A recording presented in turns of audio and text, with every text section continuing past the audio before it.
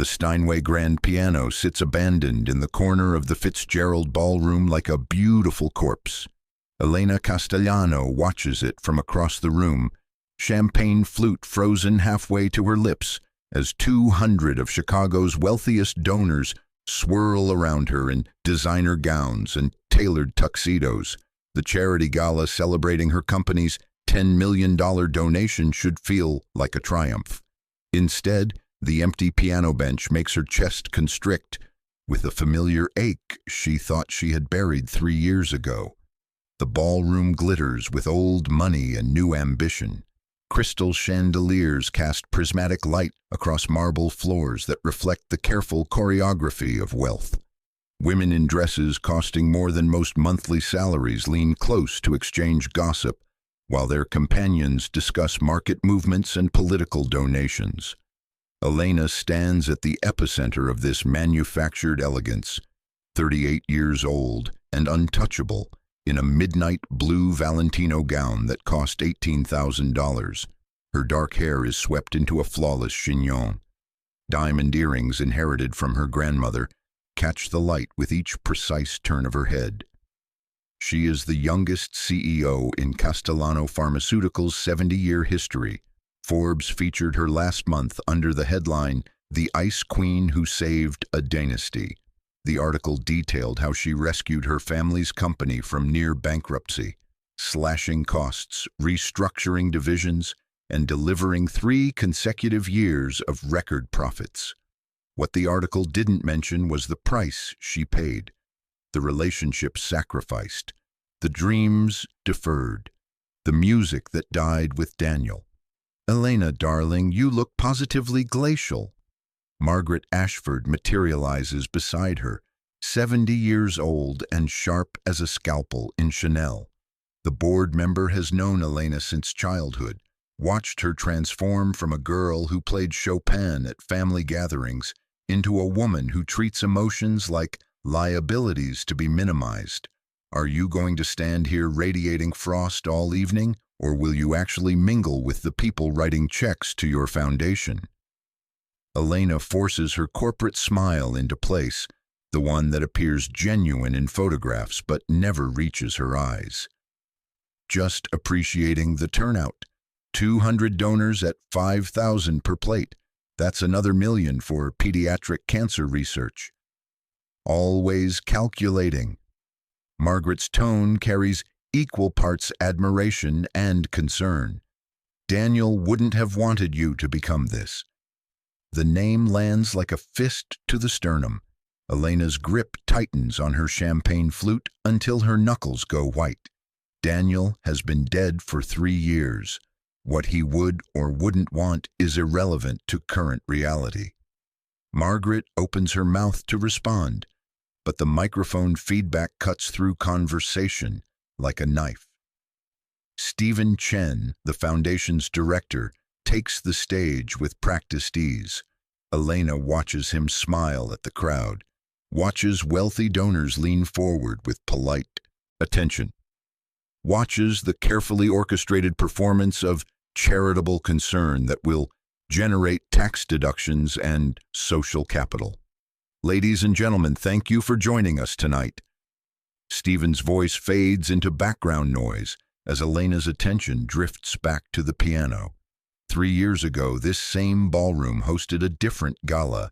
Daniel had been alive then, seated at that exact piano, playing the piece he had spent months composing for her. "Elena's Theme," he called it. A melody that somehow captured everything she tried to hide. The loneliness beneath ambition, the fear beneath confidence, the desperate longing for connection beneath her carefully constructed walls. He played it in front of 200 people, and when he finished, he found her in the crowd with eyes that saw past every defense. Later that night, in the penthouse overlooking Lake Michigan, he proposed with a ring that had belonged to his grandmother. 4 months later, a drunk driver ran a red light at the intersection of State and Madison. Daniel died before the ambulance arrived. If you're enjoying this story so far, don't forget to hit the like button and subscribe. Drop a comment telling me where in the world you're watching from. I love hearing from you. Elena hasn't been to a gala at the Fitzgerald since. She specifically scheduled foundation events at other venues, paid premium rates to avoid this particular ballroom with its memories embedded in marble and crystal. But the regular venues were booked, and Margaret insisted the Fitzgerald's prestige would attract larger donations. So here she stands, forcing herself to breathe through the tightness in her chest, pretending the empty piano doesn't exist. The service door near the kitchen swings open. A maintenance worker enters pushing a cart loaded with cleaning supplies. He moves with the invisibility that comes with wearing a gray uniform in a room full of formal wear. Elena registers his presence the way she registers all support staff. A brief acknowledgement of function without attention to the person performing it. He positions his cart near the wall, checks something on a clipboard, then glances around the ballroom with an expression Elena can't quite read. Not contempt, exactly. Something more like careful assessment, like a soldier surveying terrain. Marcus Rivera has been invisible for so long that he barely remembers what being seen feels like. At 42, he has perfected the art of moving through spaces without drawing attention. Gray uniform pressed but worn, dark hair cut short and practical, posture deliberately unremarkable. He learned early in his maintenance career that wealthy people feel uncomfortable when service workers make eye contact, so he keeps his gaze down, focused on tasks, existing in the peripheral vision of people who would never think to wonder about his story. Tonight's gala means extra hours at time-and-a-half pay. Marcus needs the money. Medical bills from his daughter's treatments continue arriving, even though she's been in remission for 8 months. Insurance covered some, but not all. The gap between covered and necessary has taught him exactly how much a life costs when you measure it in dollars and cents. He pulls microfiber cloths from his cart, begins wiping down surfaces near the buffet tables. Around him, conversations flow about stock portfolios and vacation homes. A woman in a dress that could pay his rent for 6 months laughs at something her companion whispers. Marcus keeps his expression neutral, his movements efficient. He is furniture, he is function, he is invisible. The piano catches his attention. It sits alone in the corner, polished to mirror shine but abandoned. Marcus recognizes the make, a Steinway Model D concert grand, probably worth $250,000. He played piano once, before, when his life followed different tracks. His hands remember despite years of disuse. The muscle memory of keys beneath his fingers, the weight of expression in each touch, the way music could transform air into emotion. He studied at the Chicago Conservatory, earned a master's degree in composition, started building a reputation for contemporary classical pieces that critics called hauntingly innovative. Then Sarah got sick. Then insurance proved inadequate. Then choices narrowed to stark equations of survival versus dreams. The piano calls to him like an old lover. Marcus knows he should ignore it, focus on his assigned tasks, maintain the invisibility keeping him employed. But something about the instrument's abandonment bothers him. A $250,000 masterpiece treated as decoration, while 200 wealthy people discuss money they'll never miss. He checks his supervisor's position, across the room, distracted by kitchen staff. The gala guests are focused on their conversations, their networking, their careful cultivation of social capital. No one is paying attention to the janitor near the piano. Marcus approaches the bench. He tells himself he's just going to check if it needs dusting. That's reasonable, that's his job. But his fingers find the keys like coming home. He plays a single chord, soft enough to be swallowed by ambient conversation. The sound resonates through his chest, waking something he thought he'd killed through sheer necessity. Before making a conscious decision, he's playing. Not loud, not calling attention, just letting his hands remember what they once knew. The melody that emerges is one he composed years ago, during a brief period between Sarah's diagnosis and the full reality of their situation. He called it Resilience in a Minor. The piece builds slowly, each phrase asking questions about loss and hope and the stubborn human refusal to surrender completely. Elena hears the first notes from across the ballroom. Her champagne flute slips from suddenly nerveless fingers, shattering against marble with a crystalline crash that momentarily silences nearby conversations. But she doesn't notice the attention turning toward her. She doesn't see Margaret's concerned expression or hear Stephen's voice trailing off mid-sentence on stage. She only hears the piano. The melody is different from Daniel's composition. The structure and harmonies don't match. But something in the phrasing, in the particular way the player shapes certain progressions, mirrors exactly how Daniel approached his work. The same unexpected modulation in the bridge, the same distinctive way of resolving tension, the same compositional signature that marked Daniel's pieces as uniquely his. Elena crosses the ballroom in a straight line, no longer aware of social graces or the crowd parting before her. Conversations stop as people register her expression, something raw and desperate replacing her usual controlled elegance. She reaches the piano just as Marcus transitions into the final movement. He looks up, startled by her sudden presence. Their eyes meet for the first time. Something passes between them that neither can name. Recognition without understanding, connection without context. "Where did you learn that piece?" Elena's voice comes out harder than intended, sharpened by shock into something almost accusatory. Marcus's hands freeze on the keys. The melody dies mid-phrase, leaving dissonant silence. He stands quickly, stepping back from the bench, muscle memory of invisibility reasserting itself. "I apologize, ma'am. I shouldn't have—" "I asked you a question." Elena moves closer, close enough to see details she would normally miss. The calluses on his fingers, the quality of intelligence in his eyes, the way he holds himself like someone trying to appear smaller than he is. "That song, where did you learn it?" "I wrote it." The words escape before Marcus can stop them. Then, realizing the implications, he adds quickly, "Years ago.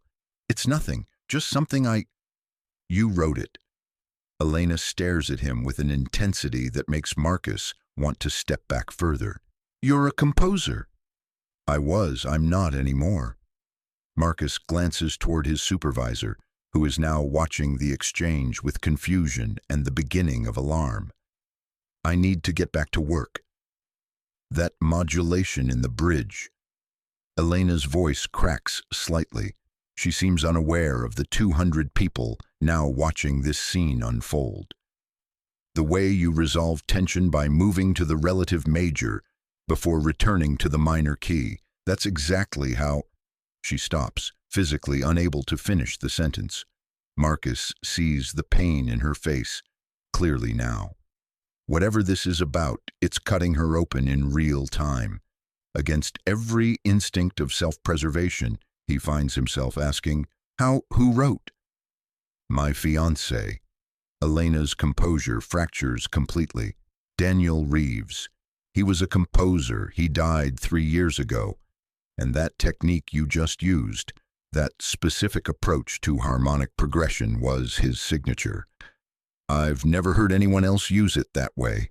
Never." The name lands like electricity through Marcus's nervous system. Daniel Reeves.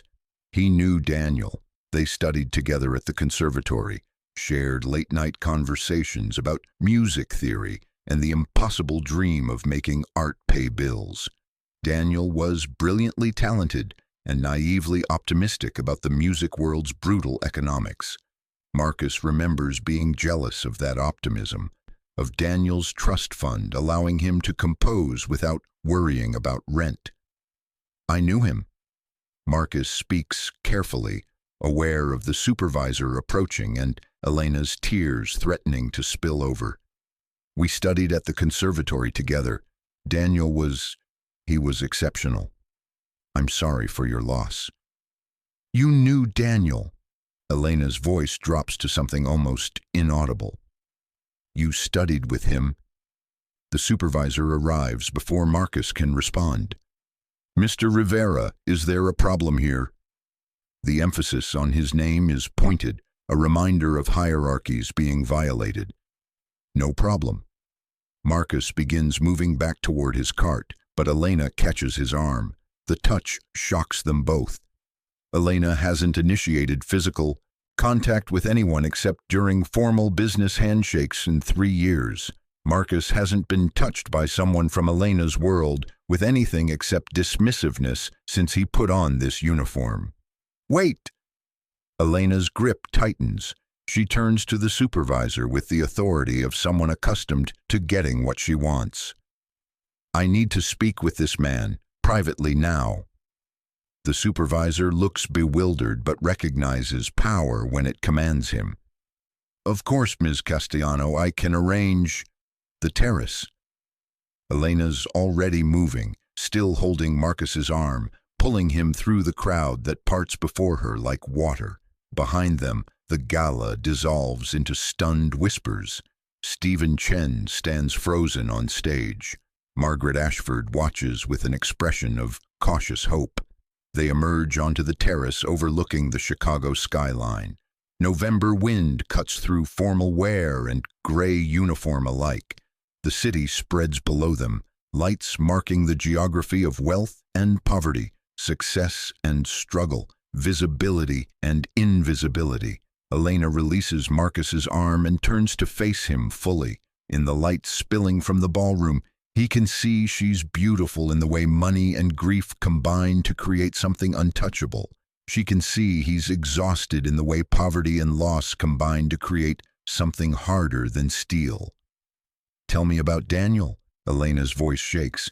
Tell me how you knew him. Tell me why you play music the way he did. Tell me. Her voice breaks completely. Tell me I'm not going crazy. Tell me I didn't just hear a ghost.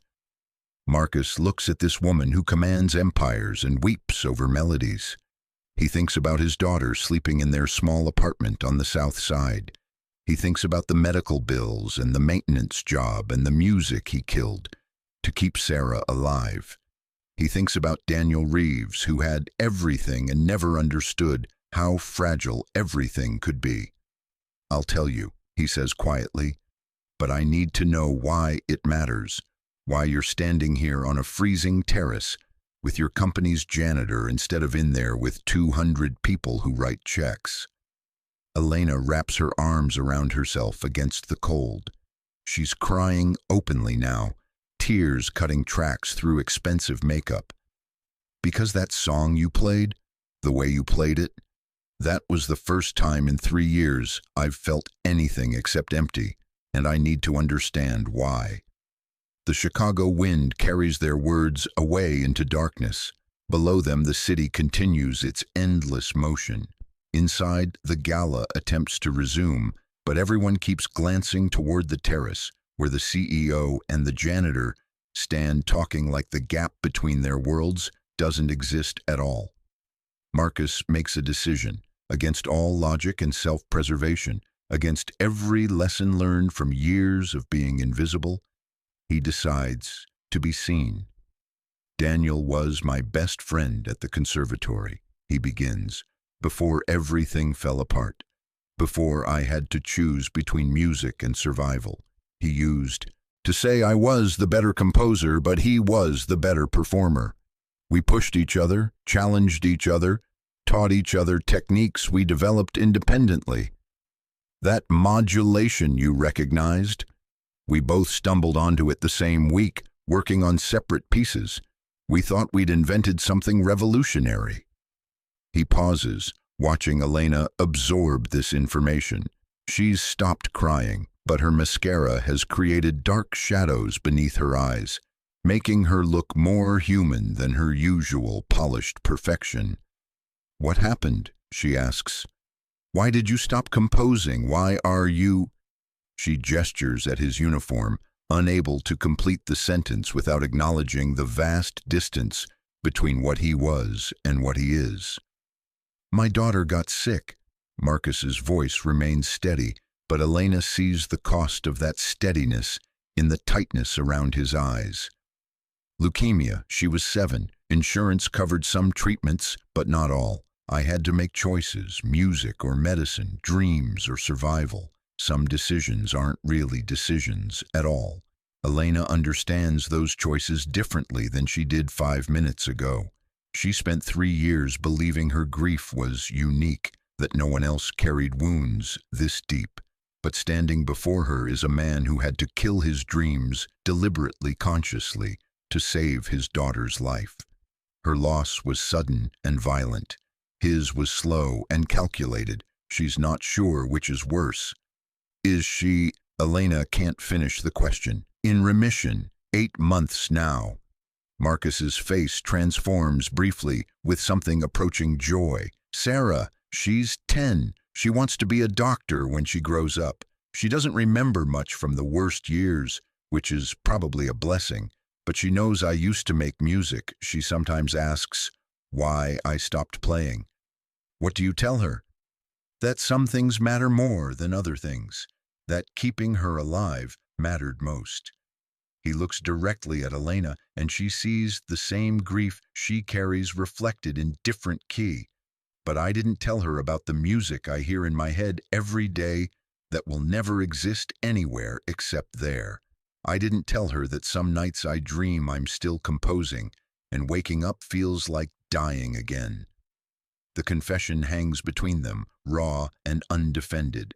Elena recognizes the courage it takes to speak such truths aloud, especially to someone who holds the kind of power she wields over his employment, his stability, his daughter's security.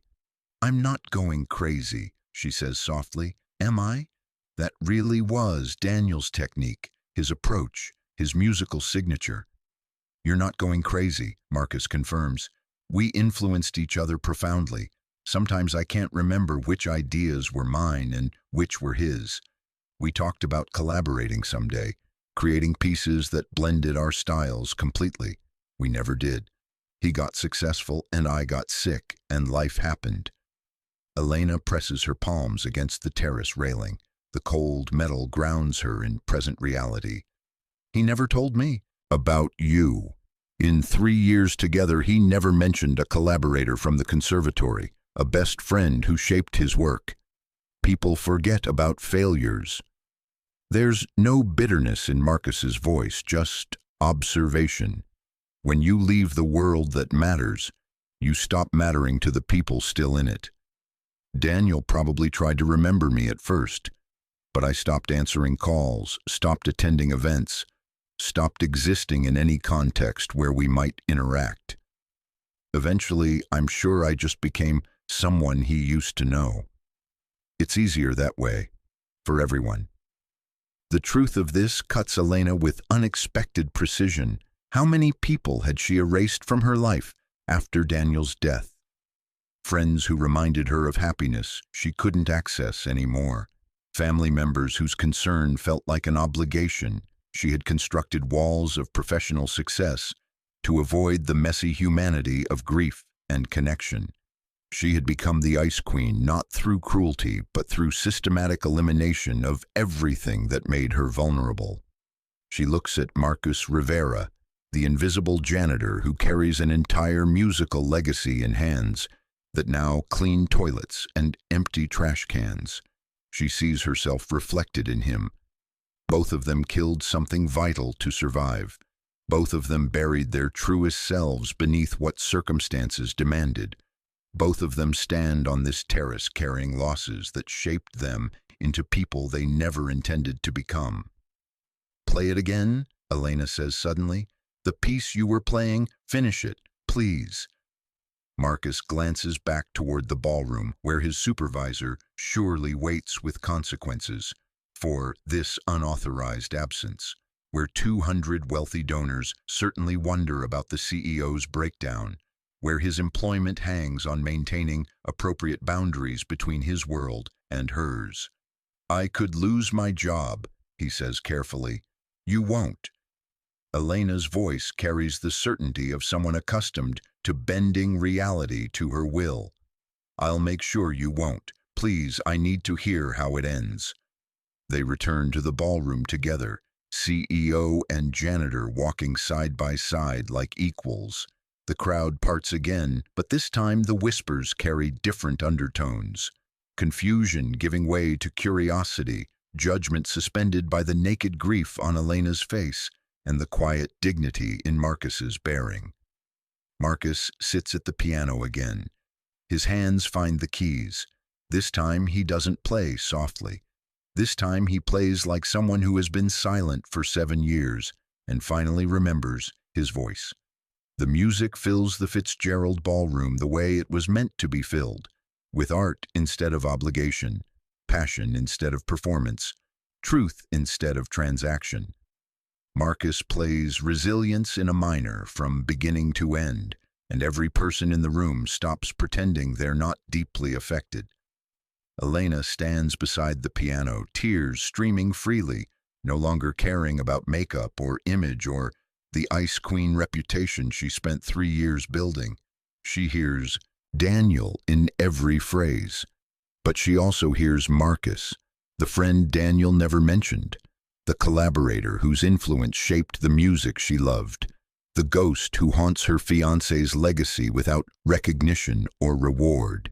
When the final notes fade, the silence holds perfect weight. Then someone begins to applaud, then another. Then the entire ballroom erupts in applause that sounds different from the polite appreciation of wealth acknowledging charity. This sounds like people recognizing they've witnessed something real. Marcus stands, steps away from the piano, tries to resume his invisibility, but Elena catches his hand. Don't, she says, don't disappear, not yet. Margaret Ashford approaches with carefully contained excitement. Elena, who is this? Marcus Rivera. Elena keeps hold of his hand, anchoring him to visibility. He studied with Daniel at the conservatory. He's a composer, was a composer, is a composer. She turns to Marcus. You're still a composer, even if you had to stop composing. Stephen Chen joins them, diplomatic smile firmly in place despite the evening's derailment. Ms. Castellano, the donors are asking questions. Perhaps we should tell them the truth. Elena's voice carries clearly enough for nearby guests to hear. Tell them they just heard a composition by Marcus Rivera, performed by the composer himself. Tell them he's a master's graduate from the Chicago Conservatory. Tell them he studied with Daniel Reeves. Tell them that sometimes extraordinary talent ends up in places we don't think to look. The words ripple outward through the crowd. Marcus feels exposure like standing naked in spotlight. Everything he worked to hide, his education, his former life, the dreams he buried, being dragged into view. Part of him wants to run. The larger part recognizes opportunity crackling through the air like electricity before lightning strikes. Ms. Castellano, he says quietly, aware of all the listening ears, I appreciate what you're trying to do, but I have responsibilities, my daughter, my job. I can't just... I'm not suggesting you abandon responsibilities. Elena releases his hand, finally stepping back slightly to look at him properly. I'm suggesting we figure out what's possible. Together, if you're willing. The word together hangs between them, heavy with implications neither fully understands yet. Around them, the gala has transformed into something unrehearsed and genuine. Donors approach Marcus with questions about his training, his compositions, his story. Margaret watches Elena with cautious hope. Stephen tries maintaining control over an event that has slipped entirely beyond control.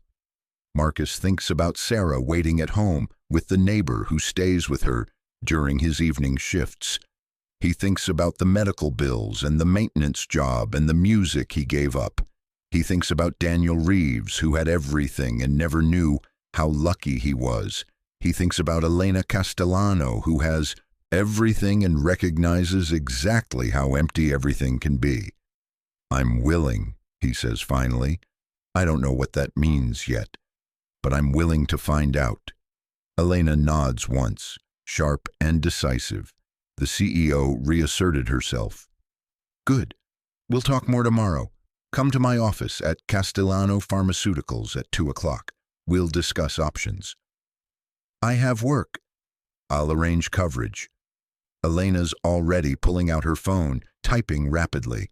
"Consider tomorrow a paid consultation day. We're exploring a potential foundation project. Perfectly legitimate business reason." Marcus recognizes rationalization when he hears it, but he's too exhausted and overwhelmed to argue. He nods acceptance, then gathers his cleaning supplies, aware that everything has changed, even though nothing has officially changed yet. As he pushes his cart toward the service exit, he glances back once. Elena stands in the center of the ballroom, surrounded by wealth and attention, watching him leave. Her expression holds something he hasn't seen in anyone's face for years: genuine interest, not in what he can do for her, but in who he is beneath the uniform. The heavy door closes behind him. In the service corridor, fluorescent lights replace crystal chandeliers. Concrete floors replace marble. But Marcus carries something new in his chest, something fragile and dangerous and desperately hopeful. The invisible man has been seen. The question is what happens next.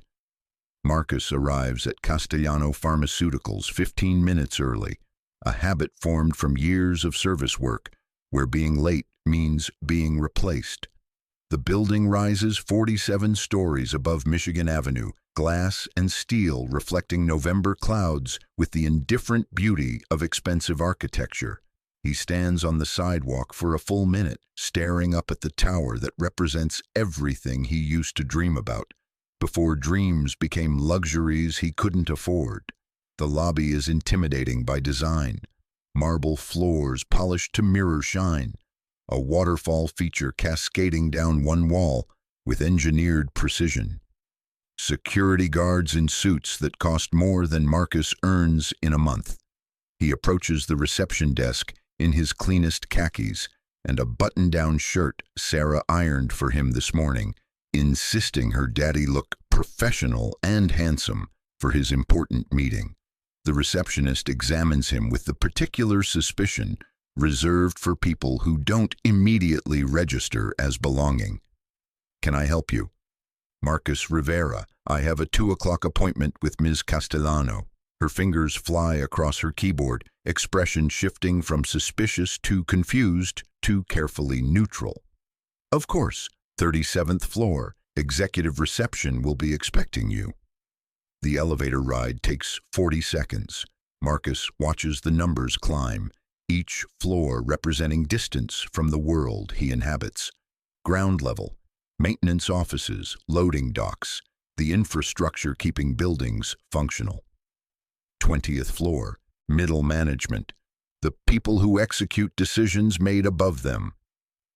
37th floor, the top, where people like Elena Castellano shape reality for everyone below. Executive reception makes the lobby look modest. Floor-to-ceiling windows frame panoramic views of Lake Michigan. Original artwork adorns walls, not reproductions, but pieces Marcus recognizes from museum exhibitions. The receptionist here wears designer clothes and greets him with professional warmth that doesn't quite mask her curiosity about why a man in khakis has an appointment with the CEO. "Mr. Rivera, Ms. Castellano will see you shortly. May I offer you coffee or water?" "Water would be great, thank you." She brings bottled water in a glass, Pellegrino, not tap, and Marcus accepts it with the careful courtesy he learned in service work. Never presume familiarity, never take more than offered. Always remember you're a guest in spaces not designed for you. Elena's office door opens before the receptionist can announce him. Elena appears and Marcus barely recognizes her. Last night she was grief and diamonds and raw emotion. Today she's pure executive authority, hair pulled back severely, charcoal suit cut with military precision, reading glasses perched on her nose like armor. The transformation is so complete that Marcus wonders if last night was real or some fever dream born from exhaustion and old grief.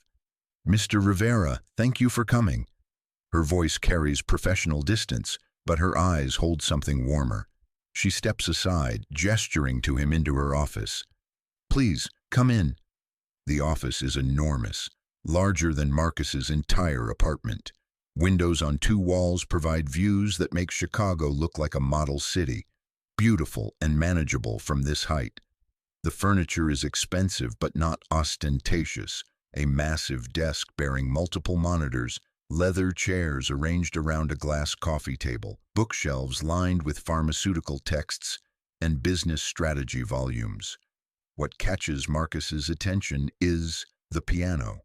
Not as grand as the Steinway from last night, but a beautiful upright positioned near the windows. Sheet music sits on the stand. Real music, not decorative props. Someone plays this instrument regularly. Elena follows his gaze. "Daniel's piano. I moved it here after he died. Couldn't stand having it in the penthouse, but couldn't get rid of it either. Sometimes during late nights, I try to play his compositions. I'm terrible, but it makes me feel closer to him." She pauses, then adds quietly, "At least it did. Until last night." Marcus turns to face her fully. In daylight streaming through expensive windows, Elena looks simultaneously powerful and fragile. The Ice Queen and the Broken Woman occupying the same body, taking turns controlling the facade. "Thank you for seeing me," Marcus says. "I know this is unusual." Unusual doesn't begin to describe what's happening. Elena gestures toward the sitting area. "Please sit. We have a lot to discuss." They settle into chairs that probably cost more than Marcus's car. Elena sets a file folder on the coffee table between them. The gesture is deliberate, creating a professional framework for conversation threatening to become intensely personal. "I spent most of last night and this morning researching you," Elena says without preamble. "I hope you don't mind, but after what happened, I needed to understand who you are." Marcus feels exposure crawl across his skin. "What did you find?"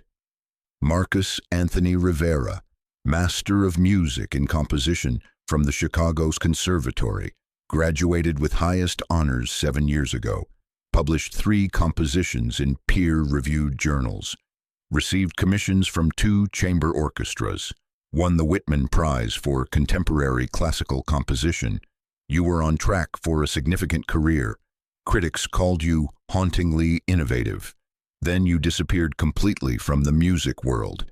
She opens the folder, revealing printouts of articles, program notes, academic records. His former life is documented in black and white. "I found your daughter's medical records through hospital databases. The timeline matches exactly. Sarah was diagnosed 2 months before you received your final commission. You completed that piece, then never composed again." Marcus doesn't know whether to feel validated or violated. "You have access to medical records?" Castellano Pharmaceuticals manufactures 3 of the medications used in pediatric leukemia treatment protocols. I have legitimate research access to anonymized data, but I can cross-reference when needed. Elena's expression shows no apology. "I needed to know if you were who you claimed to be, or if last night was an elaborate con." "And what did you decide?" "That your story is real, that your sacrifice was real, that your talent is real." Elena leans forward slightly. "But I also found something else. Daniel's estate. He left detailed journals about his work, his influences, his collaborations. After last night, I went through them again. He mentioned you frequently in entries from conservatory years. He wrote that you were the most talented composer he'd ever met, that working with you made him better, that he worried about you after you stopped responding to his calls. The information lands like a punch. Daniel worried about him. Daniel called him talented. Daniel considered him a friend, even after Marcus vanished into necessity and poverty. He tried to help you, Elena continues. Did you know that? A year before he died, he established a grant program through the conservatory, full funding for composers facing financial hardship, medical expenses, living costs, time to create. He called it the Rivera Fellowship. I found the paperwork in his estate files. He never launched it publicly because he died before finalizing the details, but he created it specifically for you. Marcus feels something crack in his chest. All these years, he assumed Daniel forgot about him, moved on to more successful relationships. The idea that Daniel tried to build a bridge back, tried to offer support without making Marcus feel like charity, it reframes every assumption Marcus made about his own invisibility. I didn't know, Marcus manages. His voice sounds distant even to himself. He never told me. He wouldn't have. Daniel had this thing about helping people without their knowing. He thought direct charity damaged dignity. Elena's smile carries sadness. He would have just sent notification about this amazing new fellowship you qualified for, made it seem completely competitive and merit-based. You would never have known it was designed specifically for you.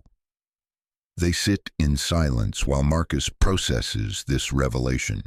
Outside the windows, Chicago continues its relentless motion. Inside this office, two people connected by a dead man's music try to figure out what honesty looks like when everything has changed. Why are you telling me this? Marcus asks finally. Why dig into my history? Why bring me here?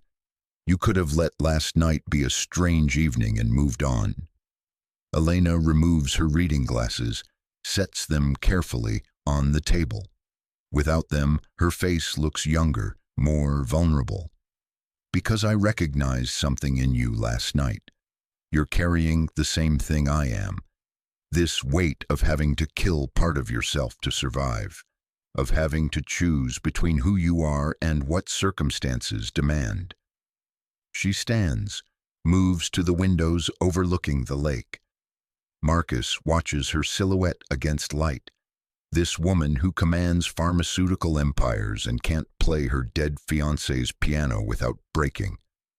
After Daniel died, everyone told me to move on, get back to work, find someone new, stop dwelling on loss.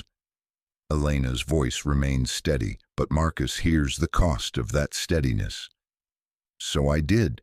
I threw myself into saving this company, worked 90-hour weeks, cut costs, restructured divisions, fired people who'd been here since my father's time. I became exactly what the board needed, ruthless, efficient, emotionally unavailable. The Ice Queen who saved a dynasty. She turns to face him. But last night, when you played that piano, I felt something I thought I'd successfully killed. Music was Daniel's language. It was how he spoke when words weren't enough. And hearing his musical signature in your playing, understanding that you and he shaped each other's voices, it was like he was in that ballroom again. For the first time in 3 years, I felt him present instead of just absent. Marcus stands, drawn by the rawness in her confession. Elena, I don't want to forget how to feel, she interrupts. I thought freezing myself was survival, but maybe I've just been dying slowly. Maybe we both have. The moment stretches between them, CEO and janitor standing in expensive office space, recognizing mirrors in each other's wounds. Then Elena seems to shake herself, rebuilding professional composure. I have a proposal, a legitimate business proposition. She returns to her chair, gestures for Marcus to sit again. Castellano Pharmaceuticals has a foundation that supports arts programs in underserved communities. We fund music education, provide instruments, sponsor concerts. It's good work, but it lacks direction. I want to create something more focused, a program specifically supporting composers who face barriers to continuing their work. Marcus feels possibility opening like a door he thought was permanently locked. The Rivera Fellowship. You want to make Daniel's idea real.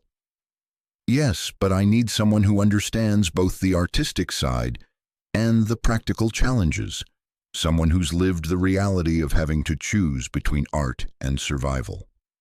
Elena holds his gaze. I want to offer you a position as the Foundation's composer-in-residence and program director. You'd develop the fellowship criteria, evaluate applications, mentor recipients. You'd also have time and resources to compose again yourself. The offer is so far beyond anything Marcus imagined that he can't immediately process it. His brain stalls on impossibility. Elena, I'm a janitor. I haven't composed in 7 years. I have no credentials for this kind of position. You have a master's degree from one of the country's top conservatories. You have published work and critical recognition. You have lived experience that's more valuable than any credential. Elena's voice carries absolute certainty. The only thing stopping you from being qualified is your belief that you're not. What about my current job, my medical bills? I can't just walk away from steady income with benefits. The position comes with full salary and benefits, comprehensive health insurance that covers Sarah completely, starting salary of $85,000 annually with yearly increases tied to program success. Elena slides a document across the table, official letterhead, detailed terms, real numbers that make Marcus's throat tighten. You'd work directly with me, report to the Foundation Board quarterly, and have full autonomy over program development. Marcus stares at the paper. The numbers blur as his eyes try to process the magnitude of what she's offering. 85,000, health insurance, time to compose, respect instead of invisibility, a return to the life he thought he'd lost forever. Why? He asks. Why would you do this for someone you met yesterday? Because last night you gave me something I didn't know I needed. You reminded me that music exists, that feeling exists, that there's more to life than quarterly earnings reports. Elena's voice softens. And because Daniel would want this, he tried to help you before he died. I can finish what he started. This is about Daniel, Marcus says carefully, not about me. You're trying to honor him by helping his forgotten friend. It's about both. Elena doesn't flinch from the observation. I won't pretend Daniel isn't part of this, but it's also about recognizing that you deserve the chance to compose again, that Sarah deserves a father who doesn't have to kill his dreams to keep her alive, that maybe sometimes the right thing to do is also the thing that helps you heal. If you're hooked on this story, make sure to subscribe and turn on notifications so you never miss an upload. Your support means everything and helps me bring you more emotional stories like this one. The intercom buzzes. Elena's assistant's voice comes through with professional politeness. Ms. Castellano, the 3 o'clock is here. Tell them I need 15 more minutes, Elena responds without taking her eyes off Marcus. Marcus looks at the contract again. Real opportunity printed on expensive paper. A bridge back to the person he used to be, but accepting means stepping fully into visibility, means exposing Sarah to scrutiny about their circumstances, means admitting he needs help after years of insisting he could manage alone.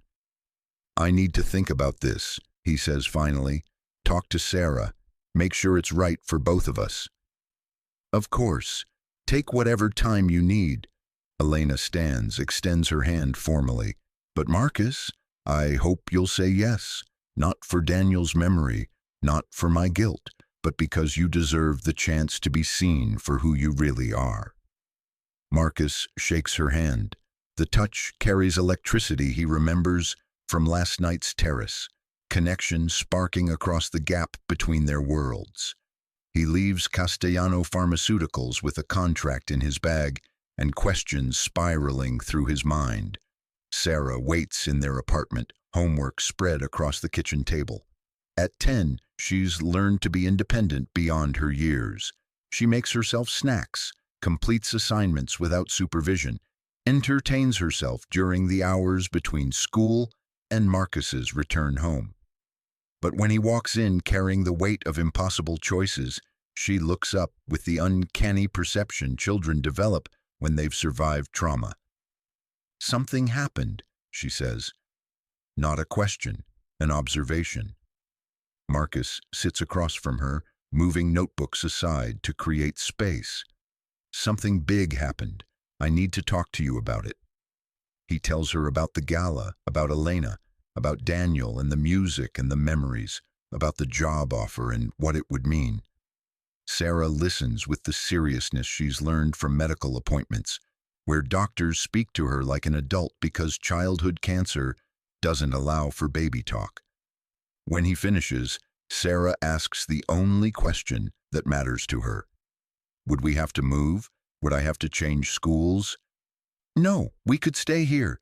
Everything would be the same, except I'd have a different job, and we wouldn't have to worry about medical bills anymore. Would you be happy?" Sarah's eyes hold concern far beyond her years. "You've been sad for a long time, Daddy. Since Mommy died and I got sick, I thought you were just sad about us. But maybe you were sad about music, too." Marcus feels tears threaten. His daughter has been watching him carry burdens he thought he'd hidden. "I've been sad about a lot of things, but you're the best thing in my life, Sarah. You know that, right?" "I know, but I want you to have more best things." "Mommy would want that too." Sarah reaches across the table, takes his hand with small fingers that beat cancer and rebuilt his entire world. "You should take the job. You should make music again. You should be happy." It's complicated. The woman offering this job, Elena, she's trying to honor her dead fiancé. "I'm not sure if she really wants to help me or if I just remind her of him." "Does it matter?" Sarah's question carries the clarity of someone too young for cynical calculation. "If she helps you and it also helps her feel better, isn't that good for everybody?" Marcus laughs despite himself. "When did you get so wise?" "When I was in the hospital and the doctors said I might die, I decided that if I didn't die, I wouldn't waste time being scared or sad." Sarah squeezes his hand. "You didn't waste time, Daddy. You saved me.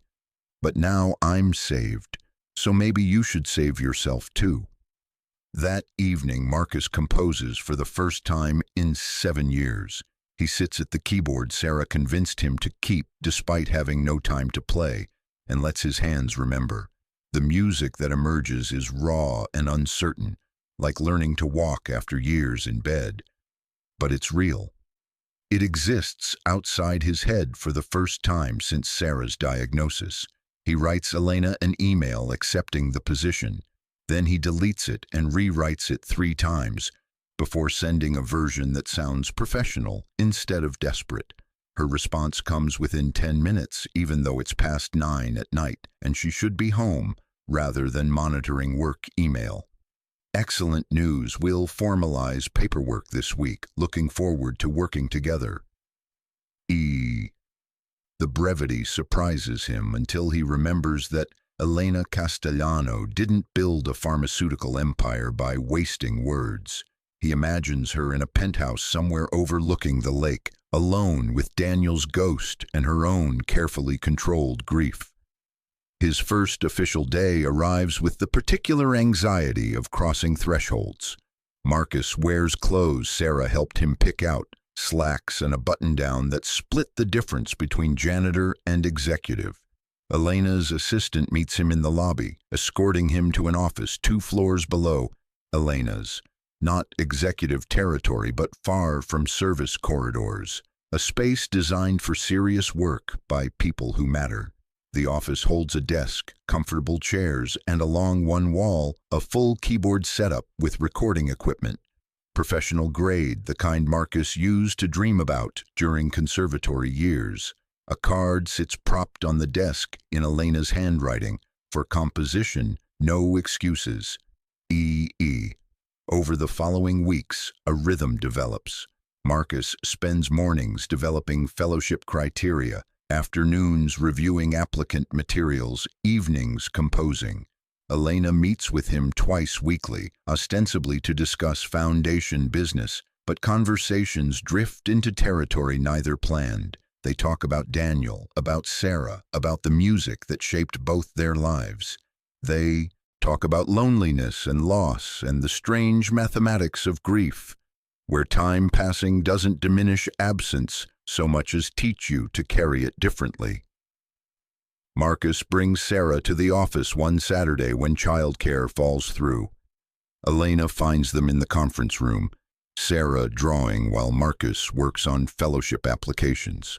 The introduction is awkward. CEO meeting janitor's daughter, wealth confronting the child, poverty almost killed. But Sarah possesses her father's ability to see past surfaces. She looks at Elena with serious evaluation, then announces, "You're the lady who made my daddy smile again." Elena's composure cracks slightly. "He made himself smile. I just gave him space to remember how." "That's the same thing," Sarah says with 10-year-old certainty. "Sometimes people forget they're allowed to be happy. They need someone to remind them." After Sarah returns to her drawing, Elena sits beside Marcus reviewing applications. Their shoulders touch, accidentally then deliberately. Neither moves away. The touch carries weight beyond casual contact, recognition, permission, the tentative beginning of something neither is ready to name. "She's remarkable," Elena says quietly, watching Sarah sketch elaborate fantasy creatures with intense concentration. "You've raised an extraordinary person." "She raised herself, mostly. I just tried not to mess it up too badly." Marcus's voice holds the familiar guilt of single parents who work too much and worry it's never enough. "She doesn't seem to think you messed up at all. She looks at you like you hung the moon." Elena pauses, then adds softly, "The way Daniel used to look at me before I got too busy being important to notice." The confession surprises Marcus. He's watched Elena command boardrooms and intimidate executives. Seeing her vulnerable about relationships she failed to nurture makes her more human, more accessible. "You notice now," he offers. "Maybe that's what matters." Their eyes meet and hold. The moment stretches, heavy with possibility. Neither is quite brave enough to pursue. Then Sarah interrupts, proudly displaying her completed drawing, a princess and a dragon who become friends instead of enemies. The metaphor is so obvious that both adults smile despite themselves. The crisis arrives 6 weeks into Marcus's new position.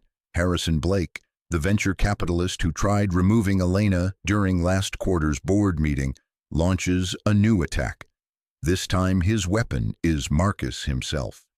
Blake hires investigators who document every detail of Marcus's past: the medical debt, the years of poverty, the abrupt departure from music. He presents findings to the board with implications clear. Elena hired a failed janitor for a prestigious foundation position, obviously compromised by personal emotions rather than professional judgment. The board demands explanation. Elena faces them across the mahogany table where her father once commanded respect, where her grandfather built the company into pharmaceutical prominence. 12 directors study her with expressions ranging from concern to calculating hostility. Blake sits at the far end, confident his research has finally given him the ammunition to remove the ice queen who refused to be controlled. "Let me understand," Blake says with false politeness. "You hired a maintenance worker with no recent professional experience to direct a foundation program distributing millions in charitable funds. You did this because he played piano at a gala and reminded you of your dead fiancé. Does that summary accurately reflect your decision-making process?" The room waits for Elena's response. Marcus watches via video conference from his office, stomach churning with guilt. He's become the weapon used against her. His poverty, his struggles, his very existence twisted into evidence of her incompetence. But Elena doesn't flinch.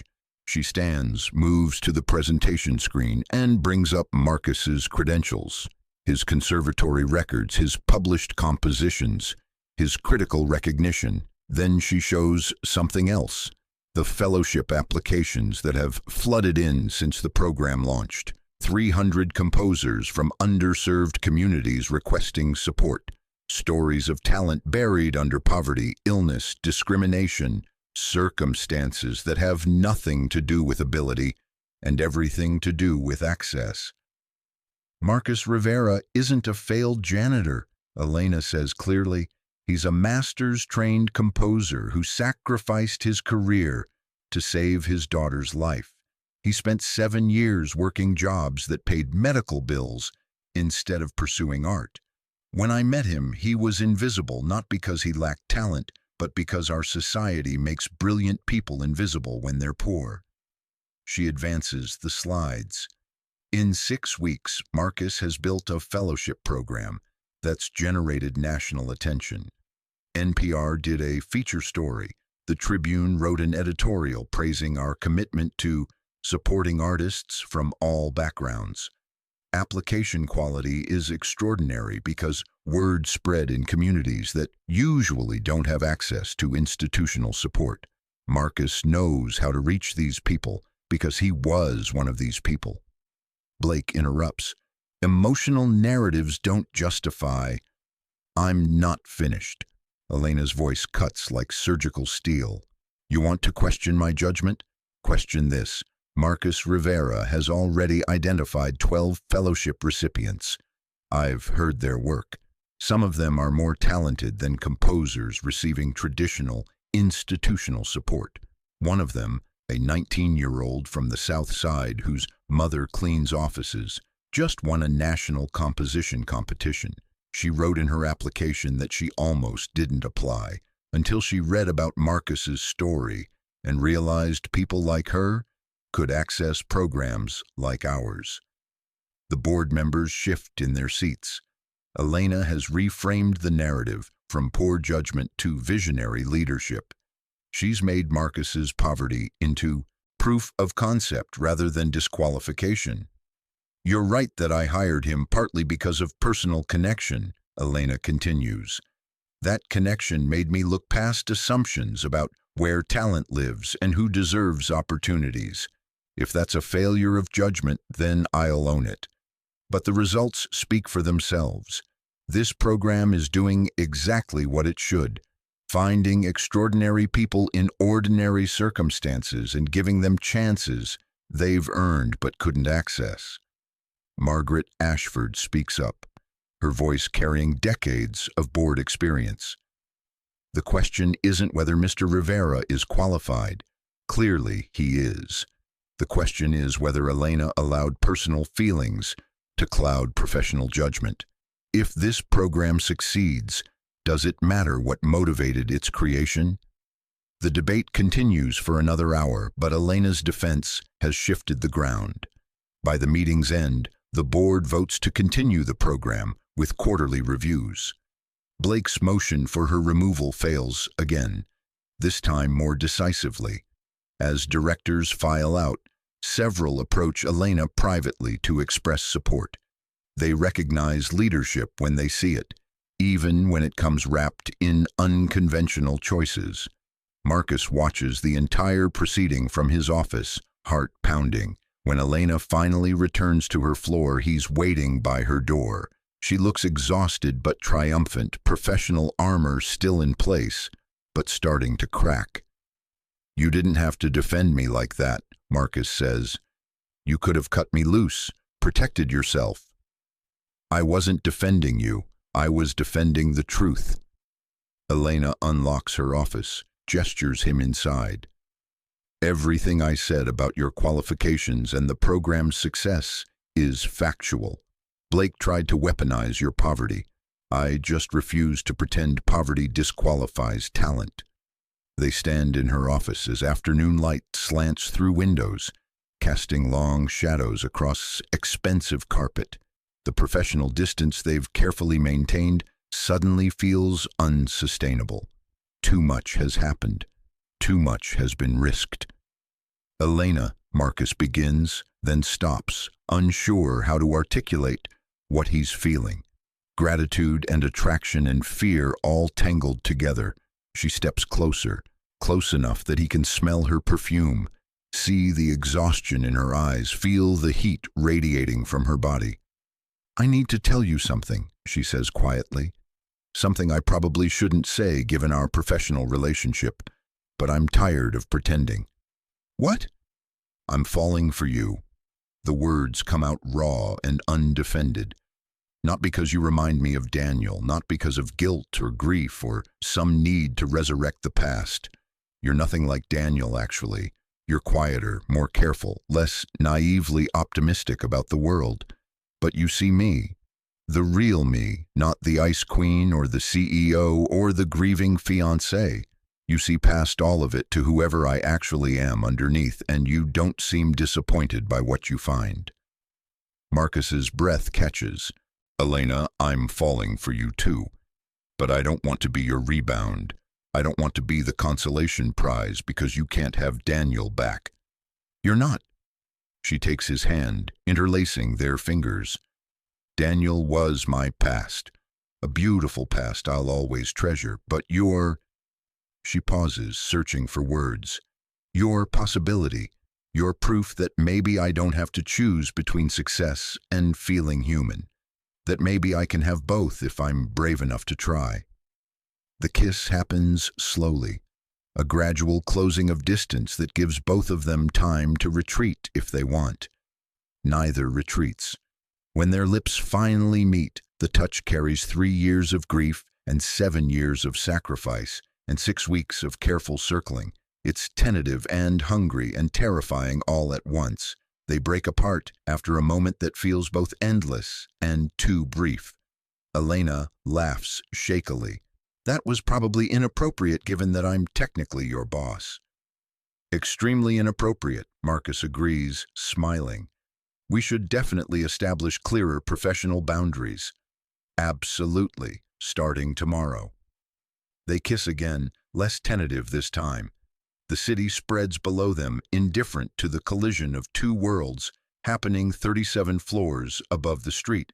The next 3 months transform both their lives in ways neither anticipated.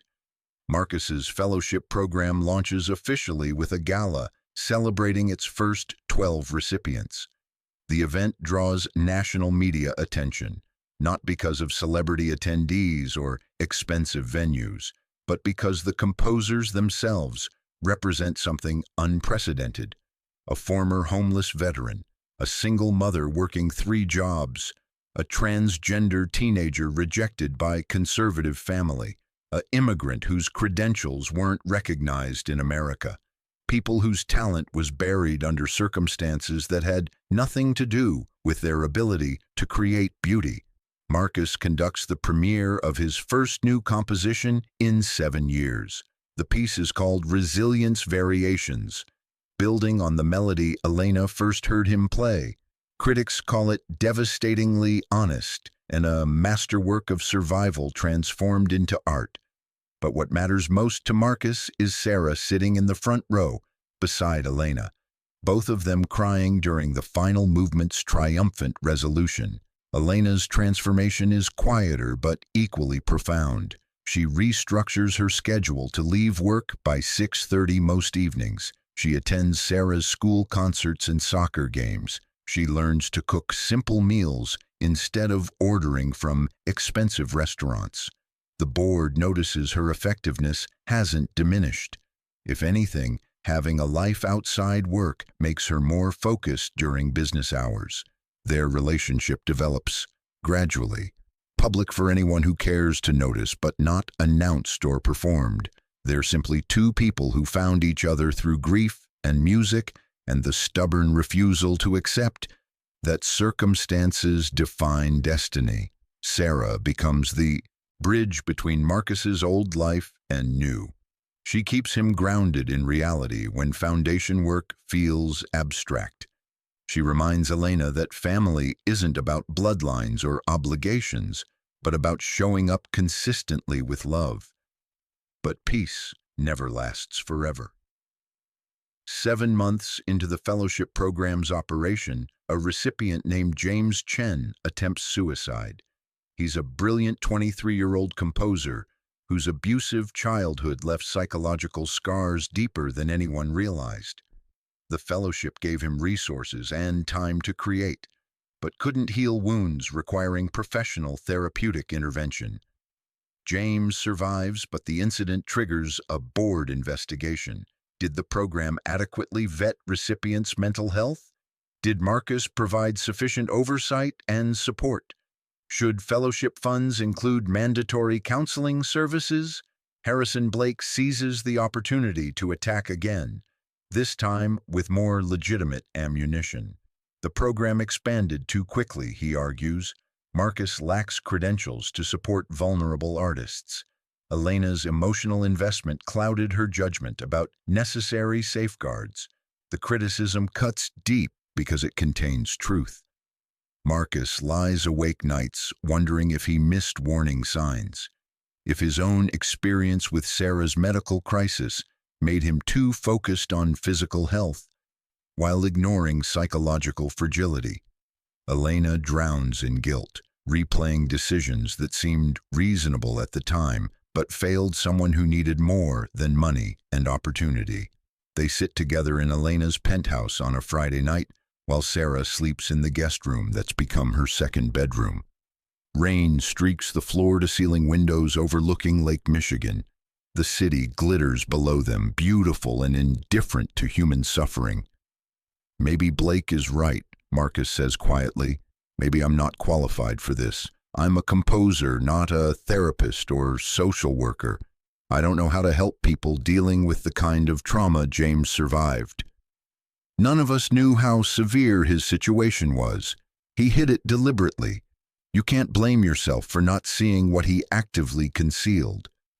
Elena sits beside him on the couch, their bodies touching in the unconscious way of people who've become familiar with each other's presence. But that's exactly the problem. I should have known to look deeper. I should have built better support systems into the program from the start. Marcus runs his hands through his hair, frustration and guilt making him restless. I was so focused on giving people the opportunities I never had. I didn't think about all the other things they might need. Elena takes his hand, forcing him to look at her. Then we fix it. We bring in mental health professionals. We create counseling components. We build a real support system instead of just throwing money at talented people and hoping that's enough. We learn from this and do better. The board wants to suspend the program pending review. Blake is pushing for termination completely. He's arguing the liability risk is too high. Marcus's voice cracks slightly. Everything we built could disappear because I wasn't enough. Stop. Elena's tone sharpens with command. James Chen didn't attempt suicide because the fellowship failed him. He's been struggling with suicidal ideation for years. What happened is tragic, but it's not a failure of the program. It's evidence that we need to expand the program to include comprehensive mental health support. That's not a reason to quit. It's a reason to fight harder. Marcus looks at this woman who used to terrify board members with her ice-cold efficiency, who built walls so high that no one could reach her for 3 years after Daniel died, who learned to feel again because music reminded her that vulnerability isn't weakness. How did you get so brave? He asks. I watched you sacrifice everything for your daughter and emerge with your humanity intact. I watched you rebuild a career from nothing while raising a remarkable child alone. I watched you teach yourself to be visible again after years of invisibility. Elena's eyes glisten with unshed tears. You taught me that survival isn't about avoiding pain. It's about walking through pain toward something worth reaching. So that's what we're going to do. The board meeting happens 2 weeks later. Marcus attends in person this time, No longer watching remotely like an outsider, Elena insists he present directly, arguing that the person who built the program should defend it. Blake leads the opposition with PowerPoint slides detailing liability concerns and risk management failures. Several board members look sympathetic to his arguments. When Marcus's turn comes, his hands shake as he approaches the presentation screen. He thinks about Sarah in the hospital, about years of invisibility, about James Chen fighting demons that money alone couldn't defeat. He thinks about all the people carrying invisible wounds that society prefers not to acknowledge. "You're right that we failed James Chen," Marcus begins, his voice quiet but steady. "The fellowship gave him resources and opportunity, but we didn't provide the comprehensive support system he needed. That's my fault. I designed the program based on my own experience, and my experience was incomplete." Blake leans forward, smelling victory, but Marcus isn't finished. "My daughter survived leukemia because we had access to not just medical treatment, but also social workers, counselors, support groups, financial assistance programs. The healthcare system recognized that fighting cancer requires addressing the whole person, not just the disease. I should have applied that same principle to the fellowship. Artists facing barriers need more than just money and time. They need mental health support, community connections, practical life skills assistance, sustainable career development." He advances his own slides, showing a comprehensive redesign.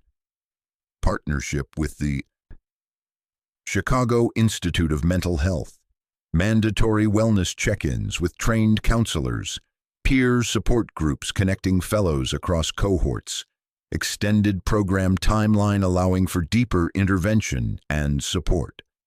"This will cost more," Marcus acknowledges. "It will require more staff and more oversight, but the alternative is abandoning talented people at the exact moment when they're most vulnerable. James Chen survived his suicide attempt. He's receiving treatment now, and he wants to continue with the fellowship if we'll have him. He wrote me a letter asking us not to shut down the program because of his crisis. He said the fellowship was the first time anyone saw his potential instead of just his problems." Marcus looks directly at Blake. "You're arguing we should eliminate risk by eliminating opportunity. I'm arguing we should eliminate risk by building better support systems. One approach protects the institution. The other approach protects human beings. You'll have to decide which matters more." The room falls silent. Several board members exchange glances. Margaret Ashford speaks first, her voice carrying the authority of someone who's watched this company evolve across decades. "Mr. Rivera is correct. Our pharmaceutical division doesn't abandon drug trials when patients experience adverse reactions. We study the reactions and adjust protocols. I see no reason the foundation should operate differently." She turns to address the full board. "I move that we approve the expanded program with enhanced mental health components and quarterly oversight reviews." The vote isn't unanimous, but it carries. Blake's motion to terminate fails decisively. As the meeting concludes, several board members approach Marcus privately to express support. They recognize courage when they see it, even when it comes wrapped in acknowledged failure and vulnerability.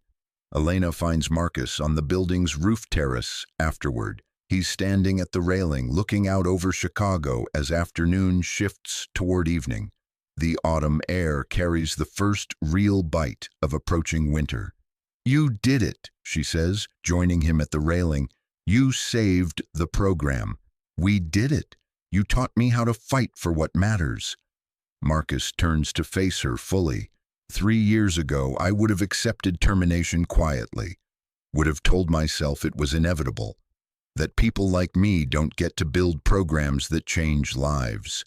But you've shown me that believing in your own unworthiness becomes a self-fulfilling prophecy. Elena takes his hands, holding them firmly.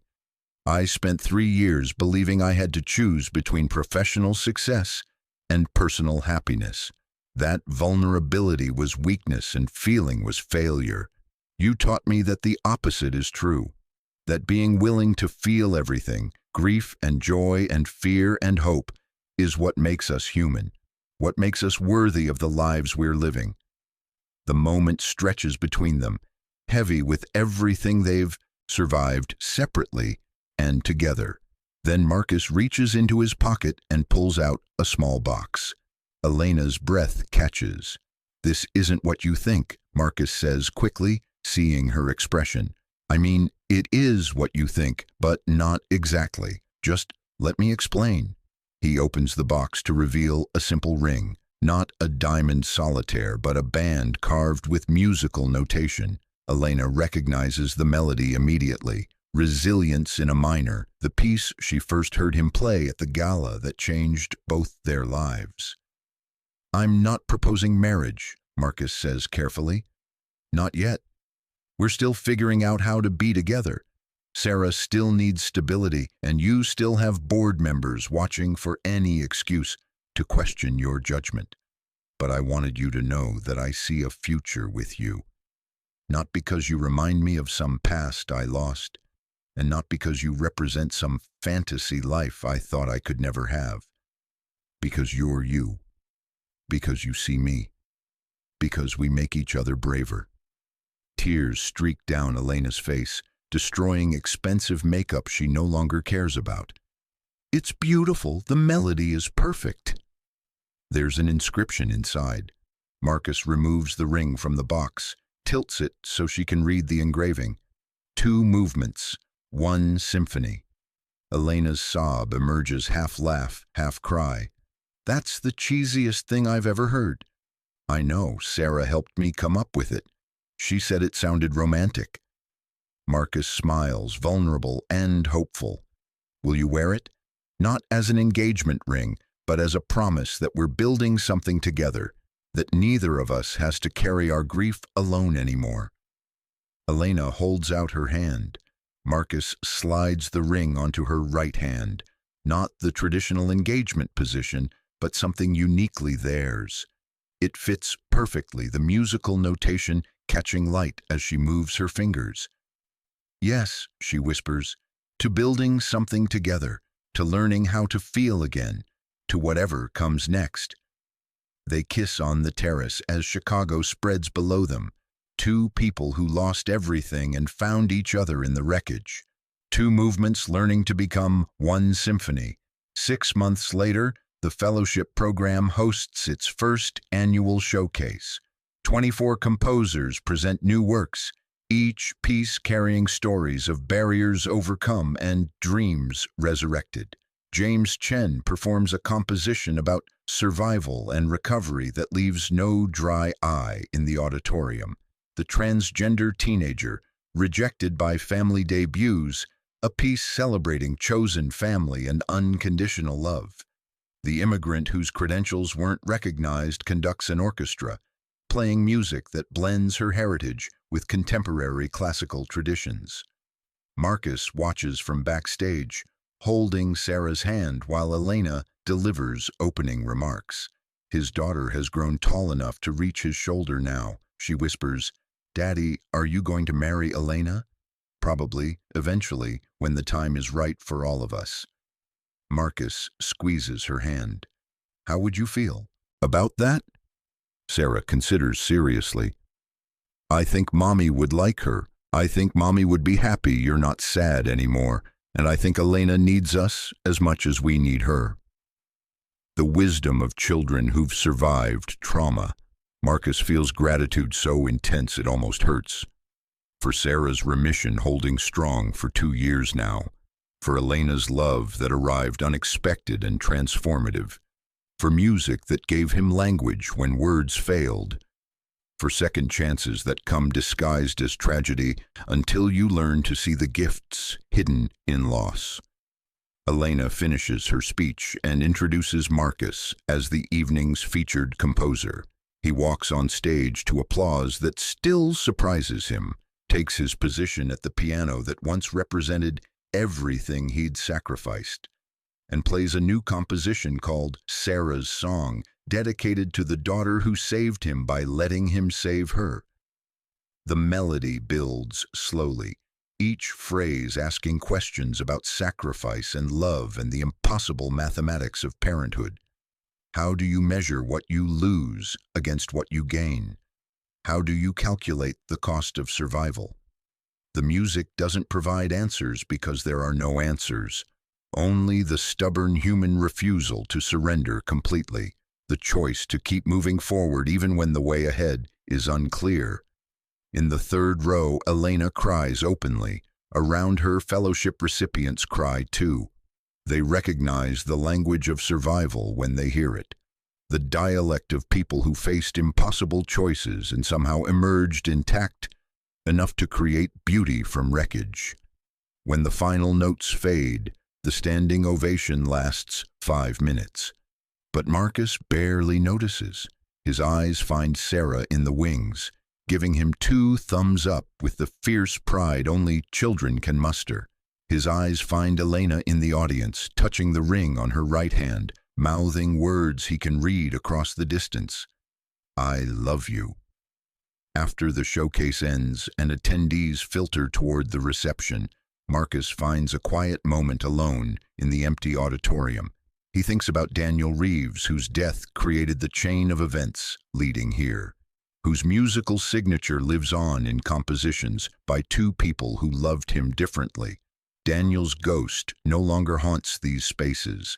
Instead, his influence ripples outward in music, created by people he never met, supported by programs he imagined but never lived to build.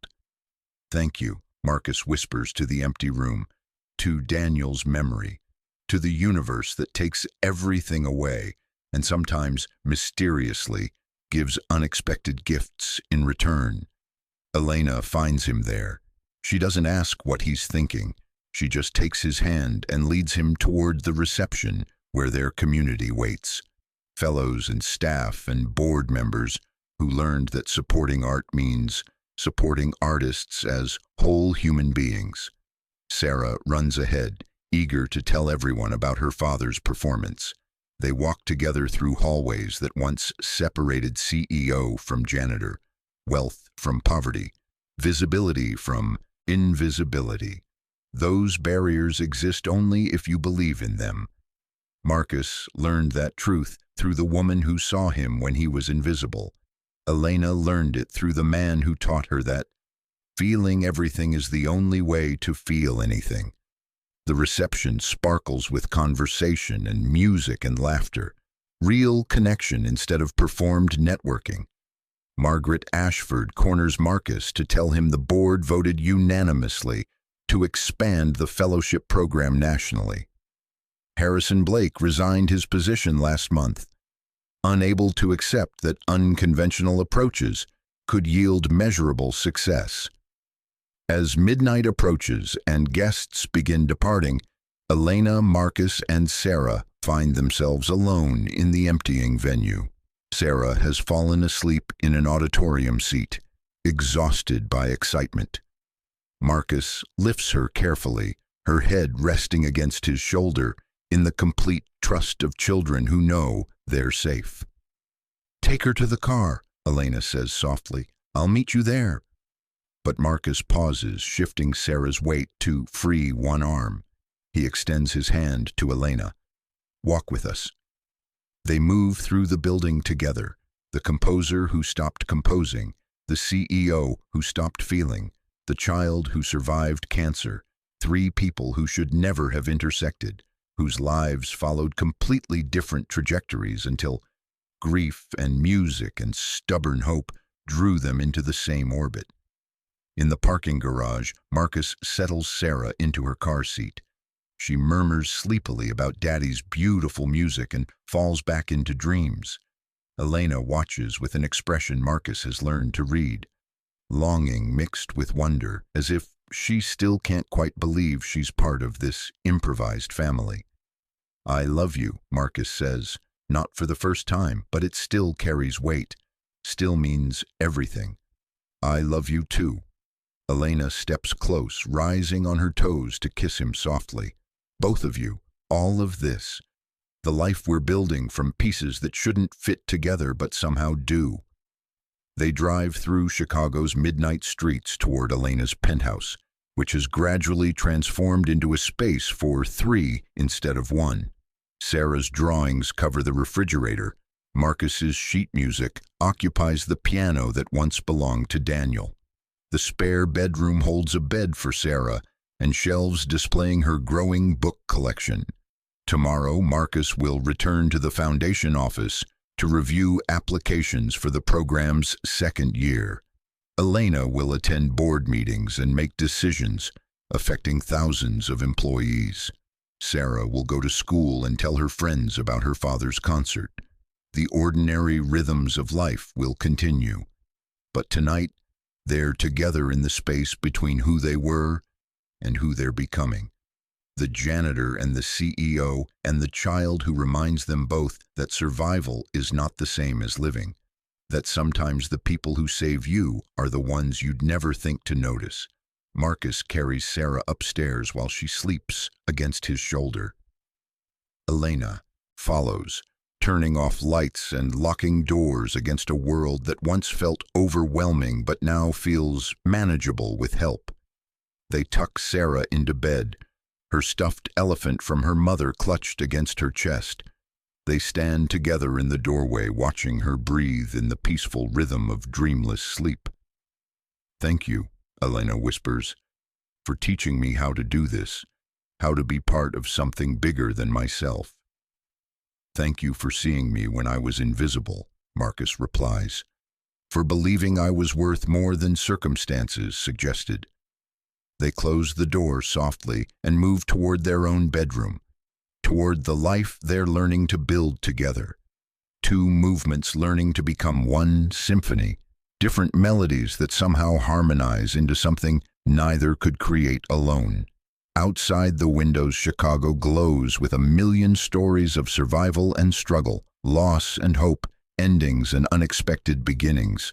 The city doesn't stop for anyone's transformation. But tonight, 3 people sleep peacefully in a penthouse that used to house only expensive loneliness. Tomorrow, there will be challenges, board meetings and medical checkups, and the endless work of building programs that change lives. But tonight, there is only love and music and the quiet miracle of finding home in the last place you thought to look. Thank you so much for watching until the end. If you loved this story, check out the other videos on your screen now. I think you'll really enjoy them. And don't forget to subscribe if you haven't already. See you in the next story.